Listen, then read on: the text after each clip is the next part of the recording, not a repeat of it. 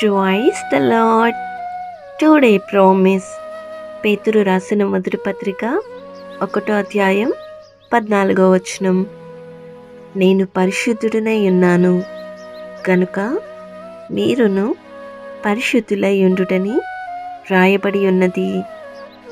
కాగా మీరు విధేయులగు పిల్లలై మీ పూర్వపు అజ్ఞాన దశలో మీకుండిన ఆశలను అనుసరించి ప్రవర్తింపక మిమ్మును పిలిచినవాడు పరిశుద్ధుడై ఉన్న ప్రకారము మీరును సమస్త ప్రవర్తన యందు పరిశుద్ధులై ఉండుడి.